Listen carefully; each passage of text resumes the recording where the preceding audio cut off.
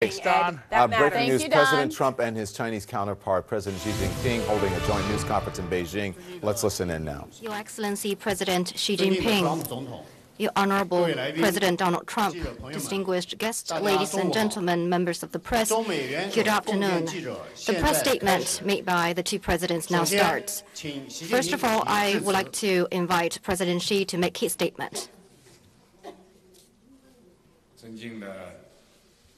Your Honorable President Donald Trump, friends from the press, good afternoon. It is my great pleasure to meet all of you, together with President Trump. Let me begin by extending once again warm welcome to the President for his state visit to China. Yesterday and earlier today, the President and I have had in-depth discussions on China-U.S. relations and major international and regional issues of mutual interest. We reviewed the important progress made in the relationship since we met at Mar-a-Lago, and we discussed how to further move forward the relationship in the months ahead in great depth, and we reached a series of new and important consensus. Our meeting is constructive and productive.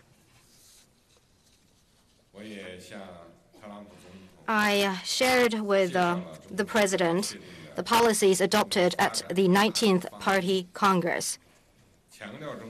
I conveyed China's firm commitment to deeper reform, greater opening up, and a path of peaceful development, and China's desire to expand converging interests with other countries and promoting coordination and cooperation among major countries.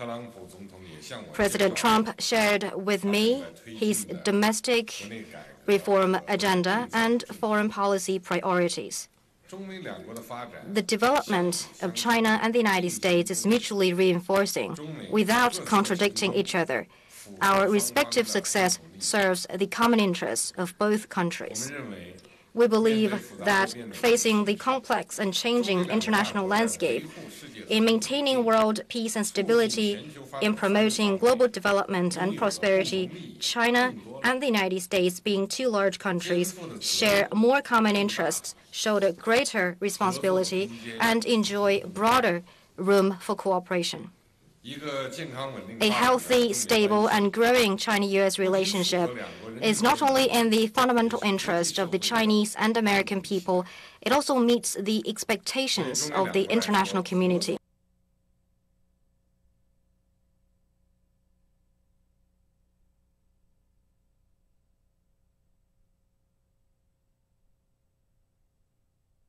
Through mutual visits, meetings, phone calls, and correspondence, with a view to having timely communications on major issues of shared interest.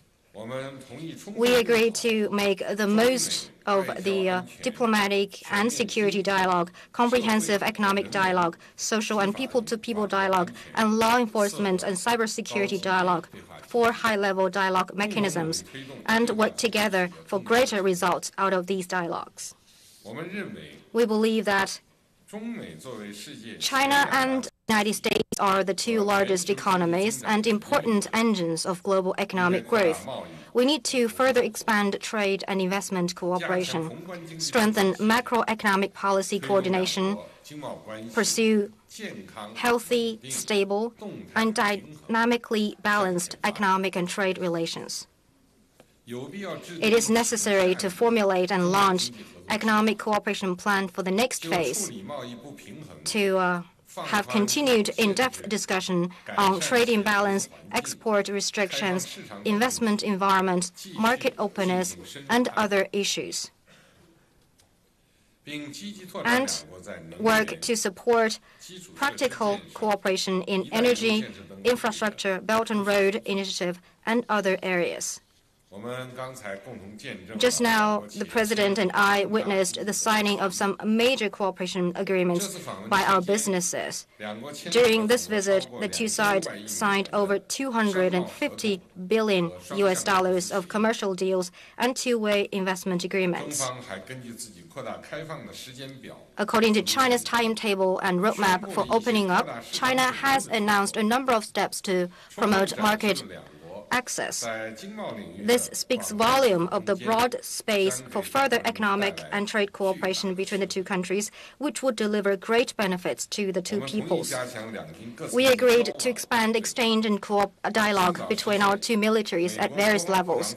Realized at an early date, the visit by U.S. Secretary of Defense to China and a senior high-level Chinese military delegation to the U.S., and work to ensure the success of the first joint staff dialogue mechanism and the disaster management joint exercise and academic exchanges.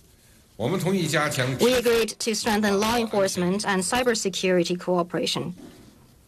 The two sides reaffirmed that neither wants to become a safe haven for each other's fugitives and will instruct competent authorities of the two countries to actively explore a long-term cooperation mechanism regarding fugitive assets recovery and repatriation of illegal immigrants. The two sides will continue the implementation of the 5-point consensus reached in 2015 to enhance cybersecurity cooperation, including the use of the Internet for terrorist purposes and tackling cybercrimes. We will deepen counter-narcotics cooperation and better protect each other's nationals and institutions in their respective countries. As two distinctive countries, our two sides may have different views or differences on some issues. This is only natural. The key is to properly handle and manage them. There is far more common interest between our two countries than differences. It is important to respect each other's sovereignty and territorial integrity, respect each other's choice of development path, and our difference. As long as the two sides commit to a constructive approach, we can put aside and diffuse differences, while at the same time build common ground and advance cooperation. We also discussed the international responsibilities our two countries shoulder. We agreed to enhance communication and cooperation on major international, regional, and global issues, and jointly seek proper resolution of relevant hotspot issues to make greater contribution to peace, stability, and prosperity of relevant regions and the world at large. On the Korean Peninsula nuclear issue, we reiterated the firm commitment to achieving denuclearization of the peninsula and upholding international non-proliferation regime. The two sides will continue to fully and strictly implement UN Security Council resolutions. At the same time, the two sides commit to working toward a solution through dialogue and negotiation. And we are ready to discuss with relevant parties the pathway leading to enduring peace and stability in the peninsula and the Northeast Asia. The two sides will maintain communication and cooperation on the Korean Peninsula issue. We believe that China and the United States are countries with important influence in the Asia-Pacific. As I said to the President, the Pacific Ocean is big enough to accommodate both China and the United States. The two sides need to step up communication and cooperation on Asia-Pacific affairs, foster common friends, build constructive interactions, and jointly maintain and promote peace and stability and prosperity in the region. We also discussed the Middle East, Afghanistan, and other issues, and agreed to deepen cooperation on counterterrorism, non-proliferation, nuclear security, and stronger support to UN peacekeeping operations. We both believe that friendship between our peoples is the foundation for the sustained growth of China-U.S. relations, and we agreed to further promote people-to-people exchange. We will expand student exchange program, hold China-U.S. Young Makers competition every year, and open additional Young Makers exchange centers in both countries. Ladies and gentlemen, dear friends, President Trump's state visit is a successful and historic visit. Together, the two of us have set out the direction and draw up the blueprint for China-U.S. relations in the coming period. We will work with the United States and act on the consensus we reached, seek further progress in China-U.S. relations to bring greater benefits to our peoples and people across the world. Thank you very much.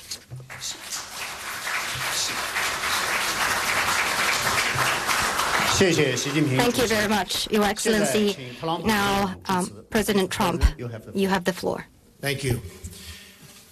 President Xi, I want to thank you for that incredible welcoming ceremony earlier this morning. It was truly memorable and impressive and something I will never forget. Melania and I are honored to visit your country with its ancient history, dynamic people, and thriving culture.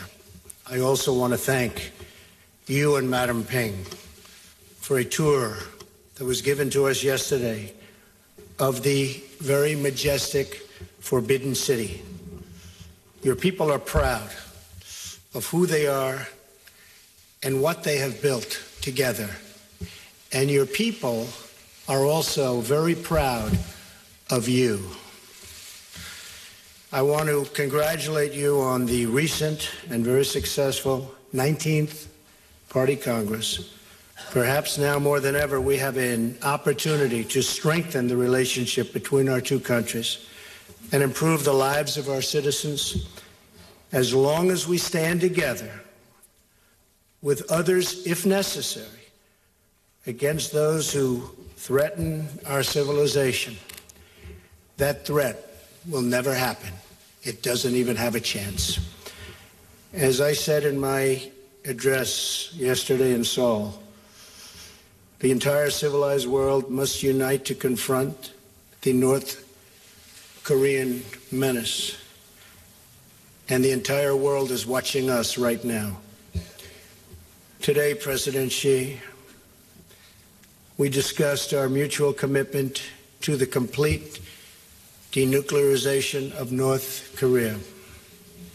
We agreed not to replicate failed approaches of the past, and there were many.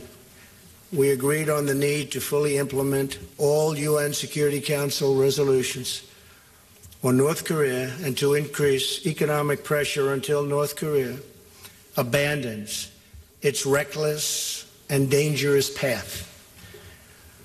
All responsible nations must join together to stop arming and financing and even trading with the murderous North Korean regime. Together we have in our power to finally liberate this region and the world from this very serious nuclear menace. But it will require collective action, collective strength, and collective devotion to winning the peace.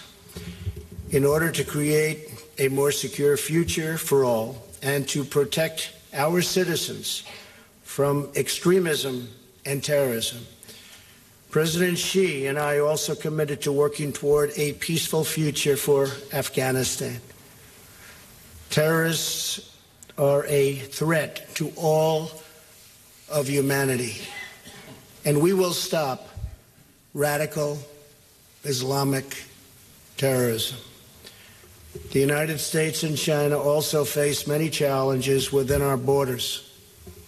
Every year, drug trafficking destroys millions and millions of lives. Today, President Xi and I discussed ways we can enhance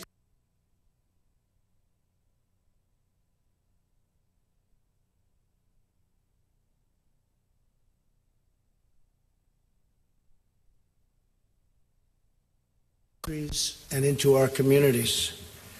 A special emphasis will be placed on the new phenomena, fentanyl. destroying lives by the millions.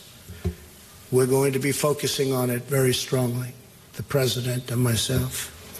In addition to improving the safety and security of our citizens, President Xi and I discussed improving our economic relationship. We want a vibrant trade relationship with China. We also want a fair and reciprocal one. Today I discussed with President Xi the chronic imbalance in our relationship as it pertains to trade and the concrete steps that we'll jointly take to solve the problem of the massive trade distortion. This includes addressing China's market access restrictions and technology transfer requirements, which prevent American companies from being able to fairly compete within China. The United States is committed to protecting the intellectual property of our companies and providing a level playing field for our workers. At the same time, our relationship with you and China is a very important one to me and to all of the people of our country. And just by looking at the tremendous, incredible job-producing agreements just signed by those major companies, we're off to a very, very good start. As part of our commitment to regional stability and peace, the United States also continues to advocate for reforms that advance economic freedom, individual rights, and the rule of law. The United States, working with China and other regional partners, has an incredible opportunity to advance the cause of peace, security, and prosperity all across the world. It's a very special time, and we do indeed have that very, very special opportunity. A great responsibility has been placed on our shoulders, President. It's truly a great responsibility. And I hope we can rise to the occasion and help our countries and our citizens reach their highest destinies and their fullest potentials. I want to thank you.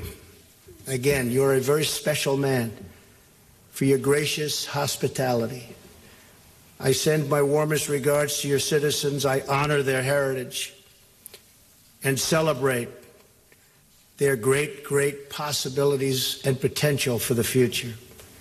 In the coming months and years, I look forward to building an even stronger relationship between our two countries, China and the United States of America, and even closer friendships and relationships between the people of our countries. Mr. President, thank you very much. Thank you.